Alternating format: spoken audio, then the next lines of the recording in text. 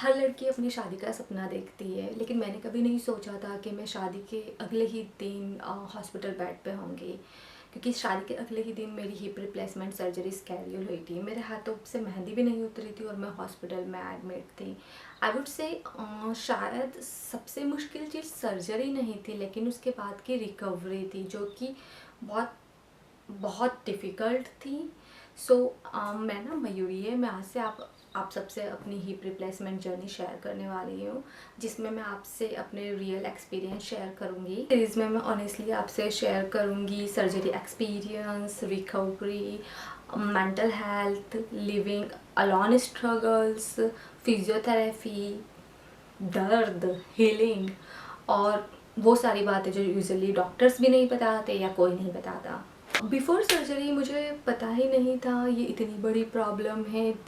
धीरे धीरे pain start हुआ था और धीरे धीरे मुझे वॉक करने में प्रॉब्लम होने लगी, मुझे स्टैंडिंग में डिफ़िकल्टी होने लगी और डेली सिंपल टास्क भी कंप्लीट नहीं हो पा रहे थे।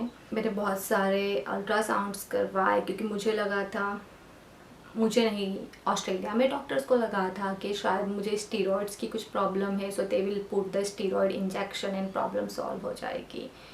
But again and again ultrasounds करवा के भी कुछ भी प्रॉब्लम नहीं निकल रहे थे।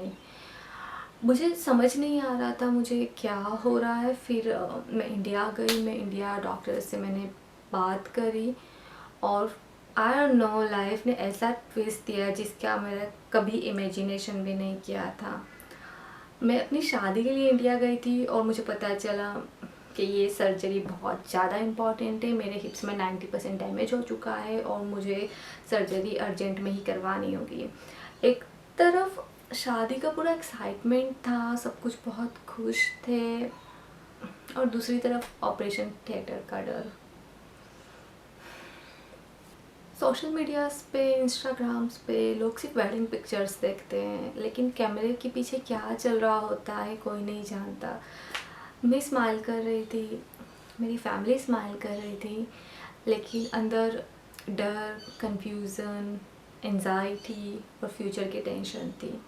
और सबसे बड़ा थॉट यही था कि क्या मैं फिर से नॉर्मल वॉक कर पाऊँगी, क्या मैं फिर से नॉर्मल लाइफ जी पाऊँगी। I don't know. After my surgery मुझे ऑस्ट्रेलिया आना पड़ा और उसके बारे में मैं कभी प्रिपेयर नहीं थी। आई वुड से कोई भी प्रिपेयर नहीं होता है, स्पेशली जब आप फैमिली से दूर रहते हो। Living alone after surgery mentally बहुत टफ हो सकता है।